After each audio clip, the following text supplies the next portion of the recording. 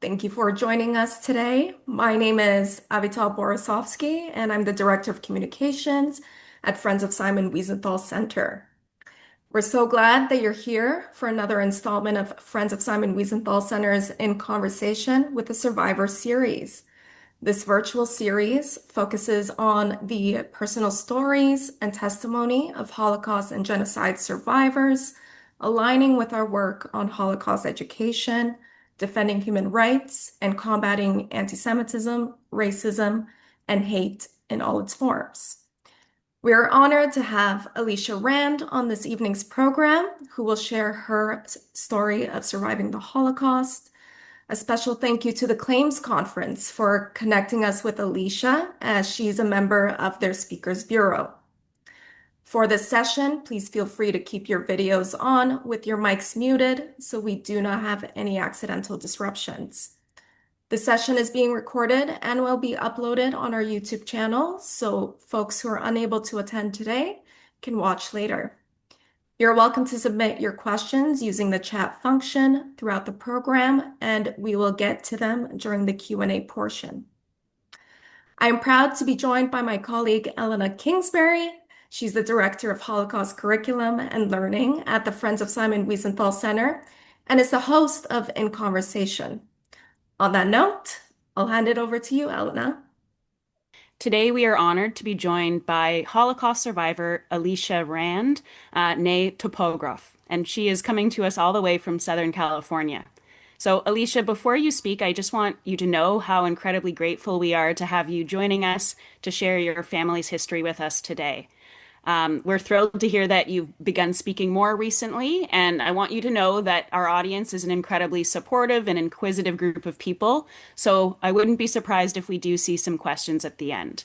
So everyone remember, if you do have any questions for Alicia, please just feel free to put them in the chat, and I'll make sure we get to them at the end of the program. I'll save at least 5 minutes.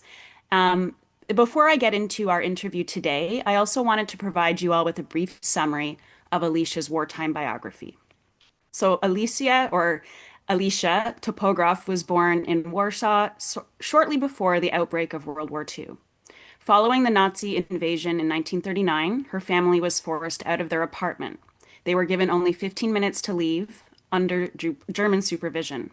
Her father, a physician, was arrested and imprisoned. He was later deported to Auschwitz, where he was killed.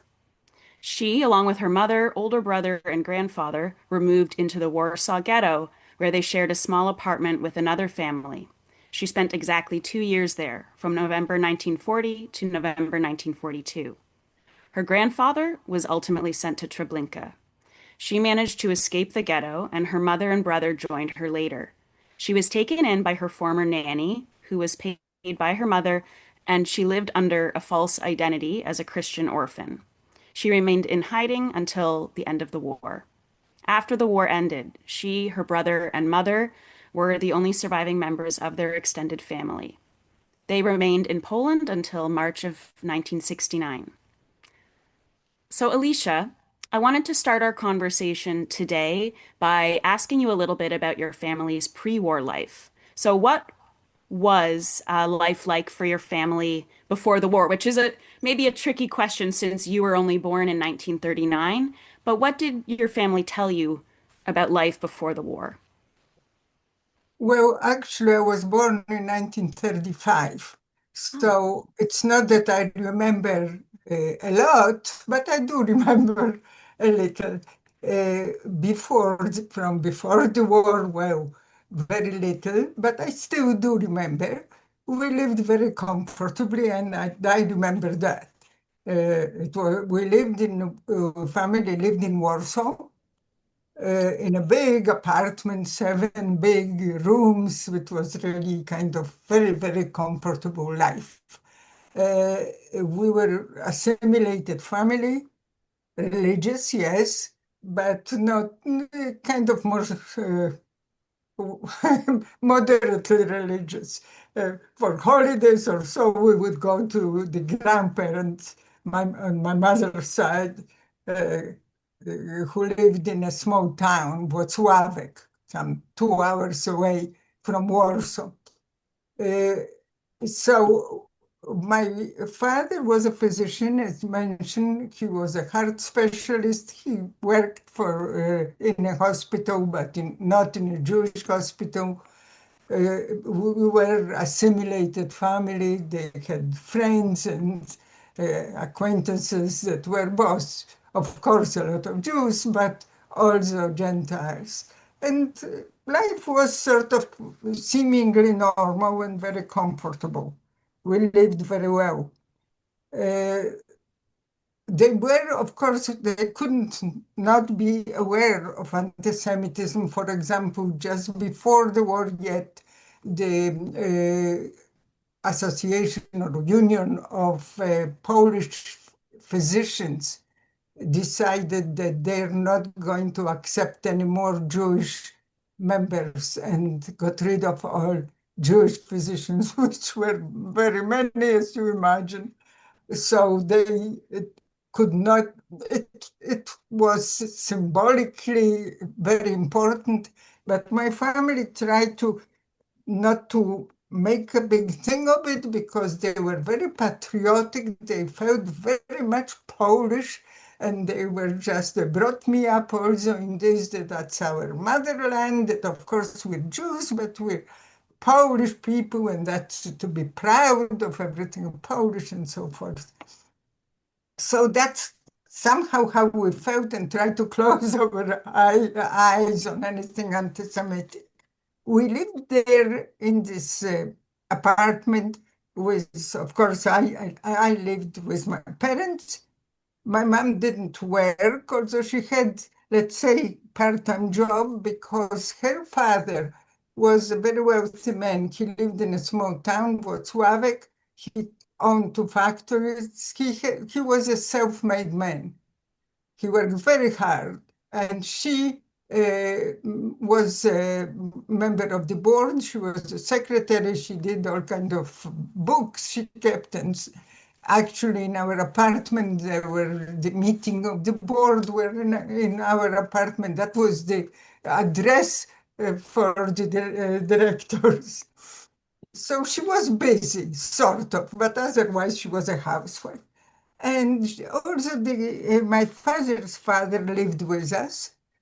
After his wife died, my grandmother died young, and the grandfather moved with us. The apartment was huge, but there was still no room for him. But he stayed sort of with us, but they rented a room at the neighbor right across the staircase, where he only slept. He stayed with us. He was a dentist, and he was an old gent, but he still practiced. And I remember him very well. He was very, very well known because he was trying cosmetic surgery, which at this time was like in infancy. So he had a lot of very famous patients, artists, and people whose smile was important, So they would go to Dr. Typograph, but that was the grandpa. He lived with us. And my brother, my older brother, 5 years older. So that was the household. Oh, and the nanny, the Miss Zofia for the children, she was there already when I was born, so I knew her always. She was for my brother already. And that really was basically the situation. And you might say my father had he was a physician. He had a job. He worked in a hospital. He had private practice in the apartment. He had the office. That's how they used to do. He had even home visit. That house visit. That's how it used to be. But the money really was coming from Włocławek, from the grandfather. So that's why we were living kind of very comfy. And on the day when the war started, that all collapsed. And that, strangely enough, I do remember. I remember when the war started. The day actually when it started, maybe because it was so different, because the apartment was full of people coming and going. There were women standing on the chairs and putting like tapes on the windows across. I don't know, was it supposed to be the glass wouldn't fall out or something like that. And the bombing, of course, and the anti-artillery, yeah, what I didn't understand, but it looked very pretty, like little colorful beads in the sky. That was really different. And my uncle came in a uniform, so tall, so slim, and he grabbed me and pulled me and twirled me, and I was squealing. I was so happy he was wearing a uniform. It was so different. So I just remember this day as marvelous. I was so happy. That was the last day I saw my uncle. He just had 2 weeks to live. He was 27 years old. He fell in defense of Warsaw.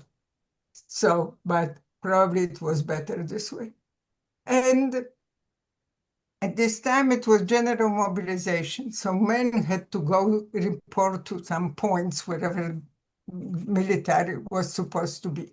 So my father was the grandfather from Włocławek, who was already 60, but they all supposed to go, and uncle went east to these places. But by the time they tried to go, the trains already didn't go. The Russians hit them from the eastern border. So the whole military tried to organize themselves on the west, where the Germans were coming already. And here the Russians came from the east, taking advantage. As they said later, it was an act of friendship. And also called this a knife in the back, depending where politically you stood.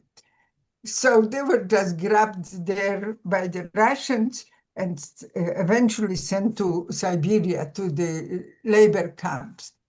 Since the Russians couldn't read the passport, didn't know who was who, they were all, as Poles, and was capitalist country, Poland, they were all class enemies. They look at people's hands, what hands you had, whether you had hands of a working class person or a peasant. My grandfather said he was a bookkeeper with his white hands. He couldn't, but that didn't help. They put them on a train to Siberia. But my father made a mistake, which cost us, and him and us, unfortunately. And he went back through the border, because now it was a border. All of a sudden, it was now the Soviet Union. It wasn't Poland, this area anymore. And he went back to us, to wife and children, to help. So it was great joy at home when he appeared. Of course, that seemed like it was marvelous. And for a while, life was like almost normal. I don't remember then much about that. Then they, he could, every few days there was something the Jews couldn't do. They couldn't ride a trolley, they couldn't ride a train, they couldn't walk on a sidewalk, they had to take the hat on if the German soldier was coming. Kids couldn't go to school or university. Every few days there was something that you couldn't do. You couldn't have clients, customers that were Gentiles, and the other way around. You couldn't go to the Gentiles to do any business.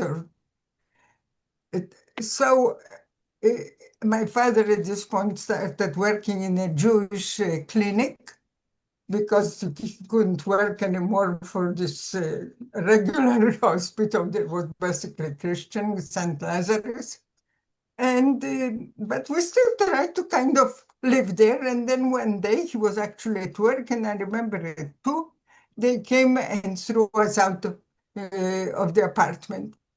This apartment, by the way, that was a gift, the wedding gift from the grandfather. My father wouldn't be able to afford it. It was 1929, were bad times, and even a doctor couldn't afford that.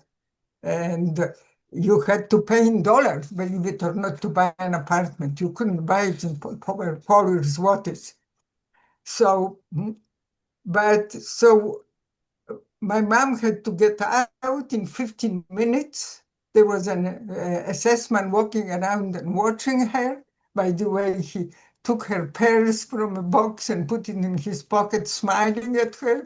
He knew that she couldn't say anything or complain. That was the least. But she was able still, in all the situation, get the valuables that she had in wrapped up in a little wrapped up schmapp, and she had it in a tiled stove.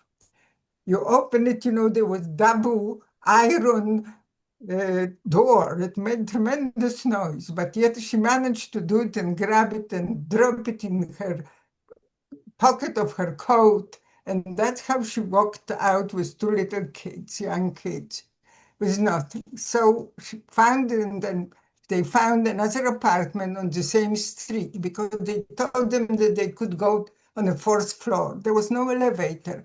The doctor couldn't be there. The patients wouldn't walk on to the fourth floor to see the doctor. I mean, it was impossible. So they found another apartment, and my mom went back to this German woman that now was in our apartment with everything, and bought my little kids' bed and whatever generally needed. We actually were left with one, believe it or not, sterling silver soup spoon with which I paid. It was my grandma service for dozen people, and I was playing in a yard. There was sand for children to play. I was playing with the spoon, and with the spoon I walked out. That was the only one that was left. They had it missing from the set. And so we were there in this other apartment for a few months. It was still kind of pretty fast. And then that was in May of 1940. And then a few months later, my father was arrested. And I remember that too, because I remember when they came and my parents didn't open. They thought somehow that they would wait, and they would come with a janitor from a front and from the back, because there was another staircase on the back, for the help and delivery. And they were ringing the bell and knocking and kicking the door. So eventually they opened. My father ran to the toilet. He thought he hid himself in the toilet. Of course, it wasn't much of a hiding. And they arrested him. Uh, he, I remember he picked me up from this little bed, like a kid's bed, and kissed me and had tears in his eyes. And I do remember that, because I don't remember much. I have like little pieces, snippets maybe I understood that it was important. So I remember that maybe it was the rest, everybody moved like that. And then my mom said, actually, he asked this, what for? He's arrested. And he spoke fluent German. He actually translated and had published a book from German about heart diseases. And the man said, for the Treaty of Versailles, meaning when they lost the First War and they were humiliated. Well, so my father was then in prison in Warsaw. The chairman of the Judenrat, Mr. Chernakov, went numerous times to intervene with the Gestapo, asking for them to free my father, but it didn't work out. The last time we went, they didn't tell him, they only said no, but that was the day when he was transported to Auschwitz. And my father wrote my mom the little tiny note that they're sending us somewhere nobody knows where, and I will take all my life to make up for it, what you suffer for me, but not because of my fault. Tiny little piece of paper, she had it with her, carried it to the end of her days, to life, always carried it with her. And that was the end of it, because you couldn't write or send packages or anything. Certainly not Jews couldn't. Then on the last day of 1940, it came the wire from Auschwitz signed by the commandant Rudolf Hess that he died, and for my mom to come and get his ashes and his personal effects. So my mother was terrified and was afraid to go to headquarters of the Gestapo and didn't know what to do, so she decided not to go. So she didn't go and never heard from them again, and that was that.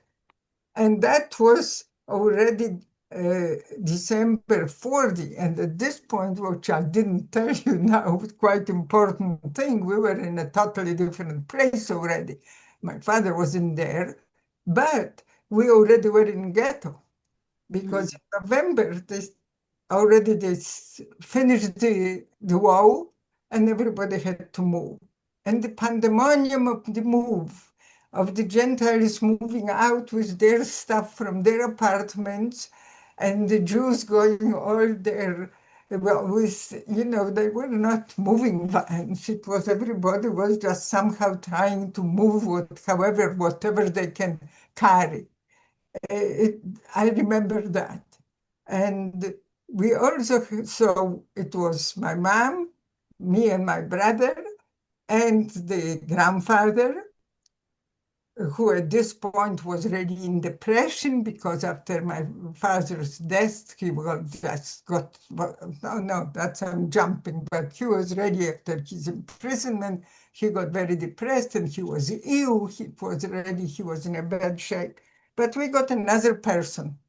We got what we call Auntie Eja. She really was an auntie. She was more grandmother. She was the second wife of my grandfather from Włocławek, my maternal grandfather. My grandmother died very young at 52. He had to remarry, and he married her cousin. So she was a grandmother and she was a cousin, actually. And she tried to follow him also there to Russia, to Siberia. So she went with a neighbor or so, with a group of people, and tried to go through this border, new border now to this, with the Soviet Union, however, wherever they were. And but she was still a young woman, like in her mid-40s at the most. Uh, but she wasn't fat, but she was a little like heavyset, and certainly wasn't used to traipsing at night through the woods, with a backpack on her. So she was falling behind, and the woman guide offered her help in carrying the backpack. And when Eja refused once, refused again, the woman understood that she had valuables there. So she grabbed this backpack off her and ran into the woods.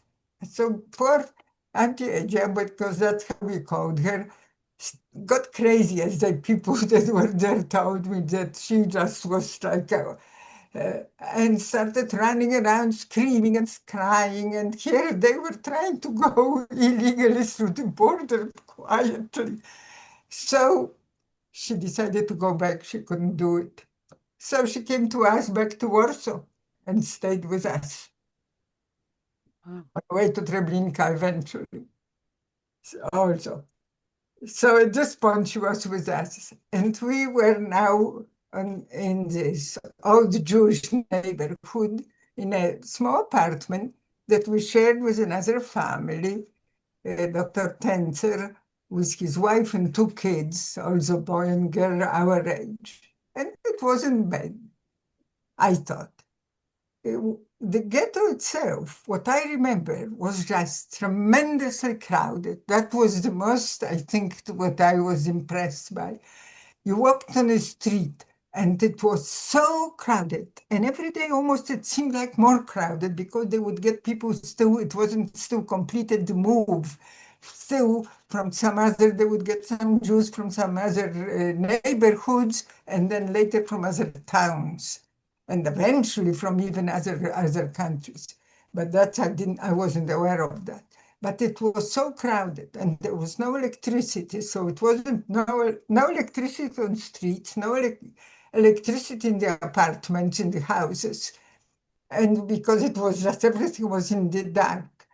And at night, in winter, it's 3 o'clock, it's dark, and with no lights anywhere. It was just totally dark on the streets. We all were carrying these little phosphorizing green sticks or little brooches to see that there is a person there, not to trample other people. It was really bad. And during the day, I just remember mainly just people, abandoned people, hungry, sick, and I remember that very well. I remember it was so cold. My mom would always give me pour before we left the house, would pour hot water into little bottle, and I would hold it in my mouth to keep my hands warm. And when we got to the point of destination, she would always tell me to give it to the street kids. Of course, it wasn't hot anymore, but they were still very grateful. It was somewhat tepid. And I remember these children lying there on the street against the wall or sitting leaning against each other, sometimes barefoot in the snow. With just snoot over the head, the nose, crying. They weren't dressed properly. They just looked like they didn't eat. I just remember it doesn't leave me. I sometimes think I'm here in the evening in my, comfy bed, and I think of these kids and I think, I don't know their names. They didn't have a chance for survival. But I think nobody even remembers them. I might be the last person that I even remember them. But, after all these years, I don't even remember their faces anymore. I just remember like the shape, how it was like more like I don't know, like a movie snippet or so. But it really bothers me to remember. Well, anyhow, I was never hungry. So people were truly dying, lying dead.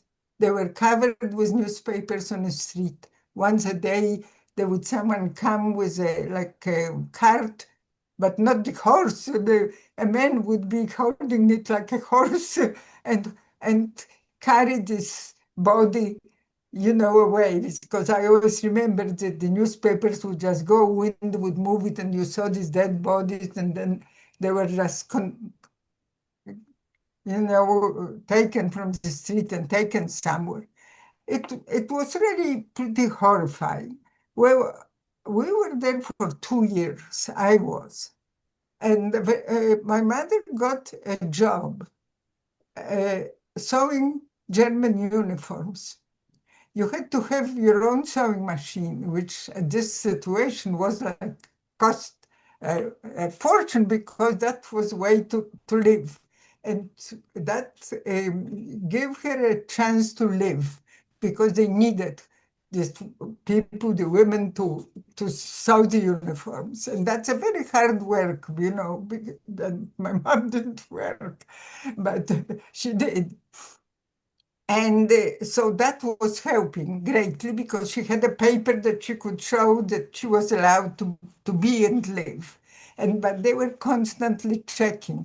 The women were trying to hide their kids like under the pile of sleeves or something like that. The Germans would come with bayonet check. And so it was, and then once they grabbed my brother already, they almost already took him to the train, but somebody told my mom and she ran, fell, ran, and caught up with them, paid them off. You could always pay them off. He was there crying, of course, but she brought him back once she saw my mother. So there were constant things of this nature. My mother understood that I couldn't be there anymore. At this point, they were liquidating the ghetto, house after house, block after block, everybody. And then my uh, uh, former nanny, who used to come to ghetto to bring us something, to visit us, to bring things, because she lost her job and place to live because it was live-in, so she needed it. And so she was still keeping in touch very much so. And they made a plan. There was a building of the court, which was on the border of ghetto and the Aryan rest of the city. So Zosha came, we planned it, and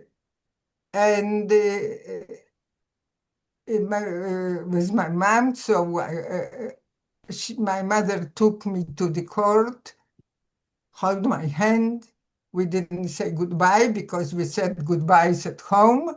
She just let my hand, and I walked by myself through this huge, like a block, it seemed to me. No. And and I was just walking by myself. And on the other end was Zosha, and she took my hand and walked out with me. And there were all these German centrists and so, but she was this very Polish woman. She didn't have to, peasant woman, really. Wasn't afraid. She would just actually come, put the armband on, walk into the ghetto, then take it off because she was so obviously, a Christian woman. She knew she wasn't afraid. And besides, people weren't afraid. She was selling and buying meat that was death penalty. Everything back then was death penalty during the war. So, and uh, so I walked out with her like that on the other side. My mom and Auntie Aja were looking at the fence, how we walked and whether we were stopped there, but we weren't.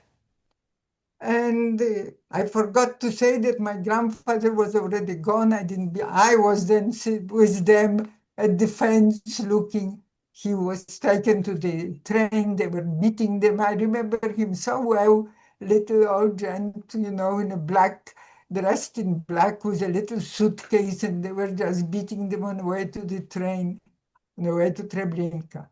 Well, so he was gone already, but Edgar was still there when I left. And and I went with Zosha out to the other area. She was so afraid that someone might follow us that she was walking and walking and walking around because she was afraid somebody could. And must have been so nervous that I peed in my pants. I was 7 years old. Mind you, that doesn't happen. And poor Zosha, then in the park, as we were walking, there was this big girl and such embarrassment. And we went, she took me to some girlfriend of hers, another maid that I spent some time there. And then my mother paid for her maintenance and mine and pay her wages.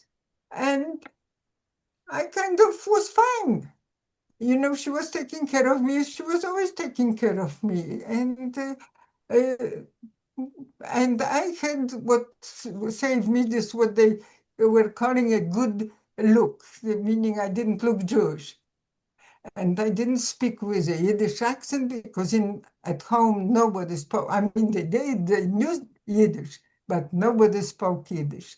So we were all just, I didn't appear Jewish in any manner, either speaking or my looks or my ways. And so then I was, my mom and someone they bought me some documents. I was now Maria Skotek. I was called my name, and we were living like that. And eventually I was supposed to be legitimate child of Zosha, and she was very worried because I refused to call her mom, and I just couldn't do it. I was extremely attached to her, and very much so, and she loved me like her own child, but I just couldn't call her mom. I couldn't. And once when we were there, it came a truck covered with canvas. The German soldiers jumped out. We heard shots. And after that, Zosha took me to the wood right there and showed me the earth moved, not a grave even, didn't look like it, and showed me what happened. There was a little boy I knew there, my age, Stefanik, he was Jewish, was his mother. And mother was supposed to, according to documents, be his aunt, but he called her mom. And somebody heard and called the Germans. So Zosha brought me there and said, look at it. Look here what happens. You have to call, call me mom or else. And that was kind of convincing, you know. And then we found a place at the lady that did that without charge. She did it out of her own noble heart, where her husband, were also a physician, worked with my uh, father at the same hospital, and they knew each other socially. And meantime, you know, my mom, her girlfriend, the Gentile girlfriend, offered to take her valuables for safekeeping, and my mom, with gratitude, agreed and gave her everything. And my mother had a considerable stash of valuable goodies. And then the woman said the Germans came and robbed her, which really didn't really even make any sense, because why would they knock on her door and rob her? It was, but my mother was a very woman that she wasn't suspicious. She just trusted her. Then at the very end, the ghetto was just, that was the end before the uprising. It was just burning. Everybody was leaving, had to. And my mom paid them again, whoever it was. You had to pay at different levels. There were different levels. There were Jewish police, Polish police, and then the Germans, because that you couldn't talk to them otherwise. And she paid them. And they told her what to do, how to get out when everybody was getting out, to tell her to wait until they told her to go when everybody was really almost out. And at the very gate out, to scooch down at some ruins with my brother, Jurek, which is George, and they would just pass by, not see her, and then wait, and she could walk out. So my mother did that, not without some details that were still always, I know it's a long story, but believe me, I'm still skipping a lot of things that like it would make a movie, because they were on every level. There were some like complications to it, but I'm trying to just go over it. And so my mother did that and scooched with him there, and they really passed by. So some other woman with her son also saw my mom, then believed that that was lucky and tried to do the same thing. They shot them both because she didn't understand that that was paid for. And when it all ended, they walked out on the Aryan side, right to the Polish people standing there saying, you Jews, give us this and that, pay God, or we take you to Gestapo. My mom had in her, back then women were wearing the garter belt, so she sewn in some things that she had. She with her fingernails was pulling it at the seams and and giving them something. And she found herself a place separately. She found my brother a room that she paid a lot because he had a bad look. So, but my mom was able to work. She worked as a housekeeper because she had good look. And, and so, and she was a well-educated woman. She graduated from university in Warsaw and Sorbonne in Paris. She didn't sound like what they were looking for, a Jewish person. And so she managed as a housekeeper to survive. My poor brother for 2 years was sitting in a room that was not allowed to come up to the window that somebody can see him. And there was this married couple that, he had nothing to talk to with them. There was nothing to read. He, of course, couldn't study, couldn't, smart guy, pretty awful for 2 years to sit like that. And he couldn't get out on the street or anything. I didn't see him for 2 years. I kind of forgot about him very much. Frankly, I forgot about my mom, about my father. Absolutely. Children are very resilient. They say these things about separation from parents. I did what I had to do, and that was fine. And I saw my mom maybe twice on a street corner during these 2 years, or that were still left, or at least. And once it was very fortunate because my mom was constantly blackmailed. There were people coming to her on the street that they know who she is and they blackmail her. And so she would buy new documents again, change the address, and so again. It was well very complicated and costly thing. And at this point, she didn't have much because this woman really stole everything that she had. And and then the new ones came. And then this one time, and that I do remember, she met me like once a year on street corner. And I remember this man coming and my mom getting with him getting into the doorway of the building. And as usual, getting into her garter belt with her fingernail, trying to still find. And maybe she thought that it was because I was with her, that maybe he had a daughter, that after he took what she gave him, said, well, do you know who sent me? She said, of course I don't. Well, that was her friend, the woman that took also the jewelry for safekeeping. The woman who she knew and was friendly and was coming home but so at least that was very good because this time my mom had to still change the papers and address, but didn't tell Mrs. Pollack, by the way, it was her name, Mrs. Pollakova. And that was the end, at least, of the blackmails. And that's how we got basically to the end of the war. And Zosia taught me all the prayers. I knew, if all the Catholic prayers. Every Sunday we went to church. And I was just like everybody else. At this point, I was married. They called me Marina Zavatka. But I was a little famished. And I always had this memory when I was really very, very young. And it was some party, I guess, or dinner party. And they called for me, and my father put me on his lap. There were people sitting at this table, and he asked me, who are you? And I said, well, I'm Alicia Typograph. And he thought it was the most marvelous thing to hear.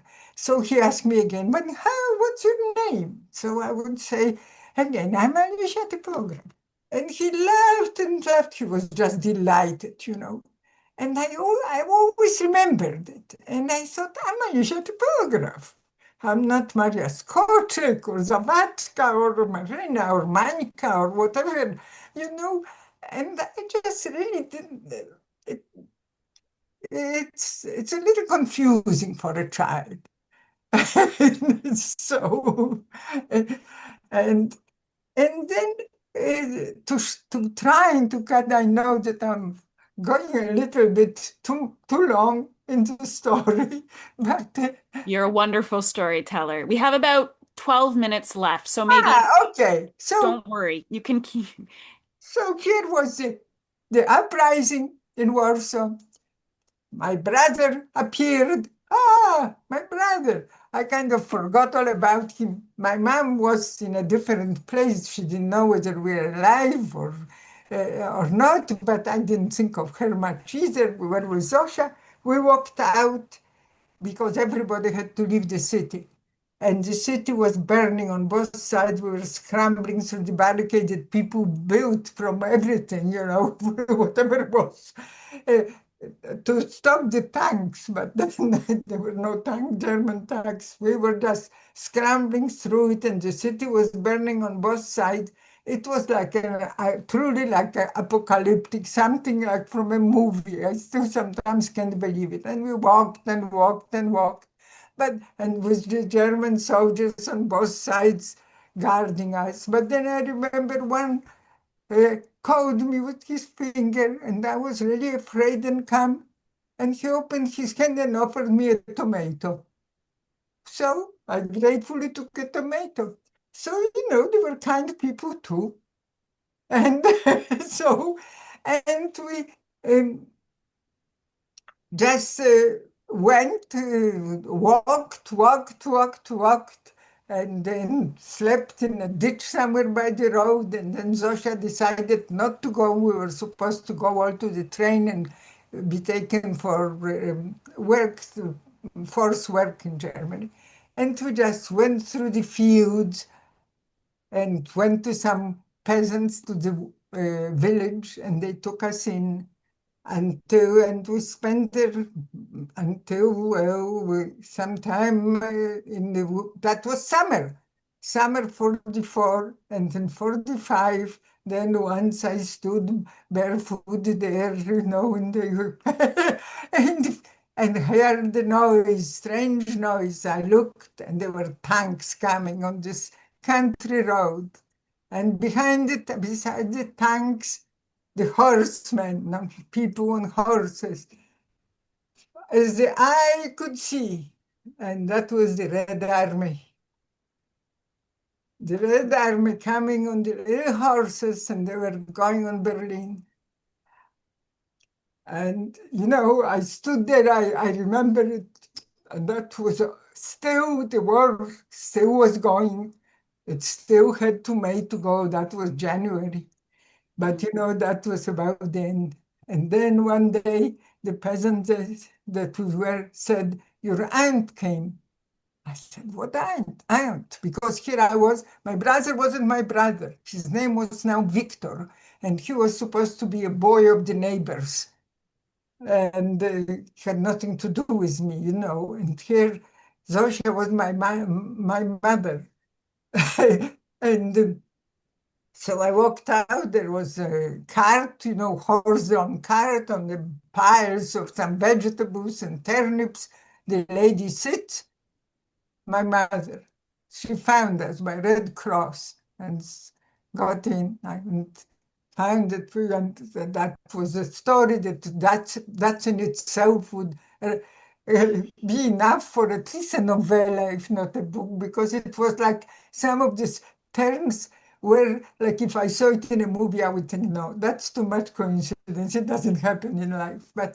And then we went back. The war eventually was over, and we went back, and there was nothing. There was no house, no apartment. It was in ruins. Mom went to her parents' home. It was taken now by the state. To this day, they didn't give it back. During the war, of all the houses in Włocławek, the Gestapo took it as a headquarters. My grandparents' house, there is a plaque on it. They were torturing people in the basements. Anyhow, it belongs to the government. Now the city has it. So we had absolutely nothing. But my mom, we lived in a rented room, and just somehow managed from the family. It was a big family because, back then people had big families. So they were all just uncles and aunts and cousins. And so like I don't even know often their names.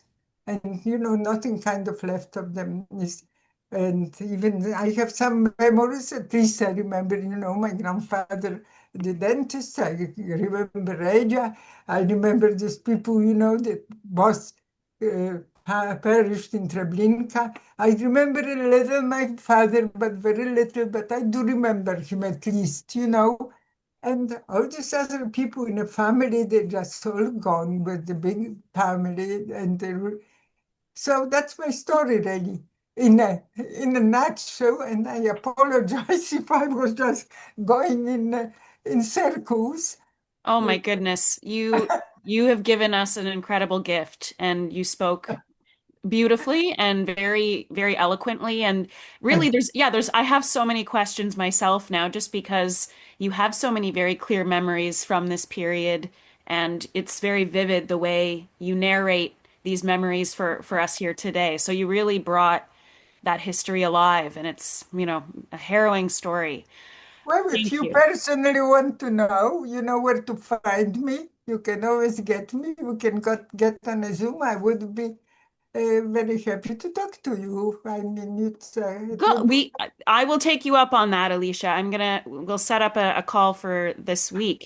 I do want to encourage, if anyone would like to ask questions, please feel free to put them in the chat. I see a very poignant comment has come in and a few more very beautiful thank yous for Alicia for I, sharing your harrowing story. I And wanted to thank you, the organizers, of course, because it's your job and your work, a lot of work. And I wanted to thank everybody that came and had the interest to listen. So I'm very grateful and appreciative that you wanted to take the time. I know everybody is busy. I know nobody has time really to listen to someone else going on and on. I So, think everyone here feels this is very worthwhile. Now, I wanted to share, because we didn't look at them to start off, I wanted to just share with the audience a couple of the photos that you shared with us of your family and yourself, because they're incredible photos. And just to further bring this to life for us all, we have, that's yes, that's actually a month before the war started, 1 month. wow, you are very adorable. Very Ah, cute outfit as well.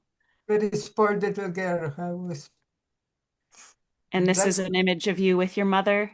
that's with my mom, yes. Oh. That's with my father, that's my brother. Oop. This photo here, is this you on That's your that's me with my with my father. with your father? So cute. Yeah, So, so cute. and that's me and my brother in Warsaw. For a Wow. person that asked how I was able to keep the photos, I have very few photos, very, very. I, that's my mom in her good times. When, I have very few photos because they already disappeared, So I never even saw, for example, like my parents' wedding photos or my grandparents. I never saw their photos. I never saw my grandmother. Neither one of them. These are pictures Mm. because it all was gone. These few pictures, some of them my brother took one, were in a frame standing on somewhere on in the apartment, and my brother walking out, put it in his pocket. Believe it or not, a little boy. Wow. So I have, and some are actually kind of, if you look or so, it's- they're not very fresh. Well, they're old anyhow, but they're the only little pictures. But I have very few pictures, as you see, and that They are survive. beautiful, And but some, it's very lucky to Zosha, have you. I'm so Zosha, okay. Oh, and I'm so sorry. I cut off what you were just saying at the end there. Can you just repeat your last thought there? Oh, me? I said that you asked. Oh, I said Zosha had some of my this child pictures because she was Ah, very okay. fond of me. On the other hand, one picture she tore in little pieces because she was afraid, which I thought was a little exaggerated. And I tried to put it together, but it's really not. So, it has its pluses and minuses, and these pictures are so old. Oh, Anyhow. but you have the fragments still. Wow. Yes. Mhm. Thank you very much, Thank everybody. you. Really, I Thank you so appreciate much, it. Alicia. took your time to listen to me. Yes, Oh, thank you, everyone. If you do have any follow-up questions for Alicia, send us an email. We will make sure that we get them to her. And we will also be putting a recording of tonight's program online. So feel free to share it with anyone that should hear this, which is pretty much everyone. So please do share it. All right. Thank you so much, Alicia. We'll be in okay. touch about that meeting. And, okay. And to you, good night, because it's evening already where you are. It So, is. You're and correct. I better start dinner here. All right. Have a great dinner. Yes. And yes, Well, thank you so much, everyone. Have a wonderful evening, and we'll see you next time. well, thank you very much. Bye. Good Bye night. bye. Thank you again.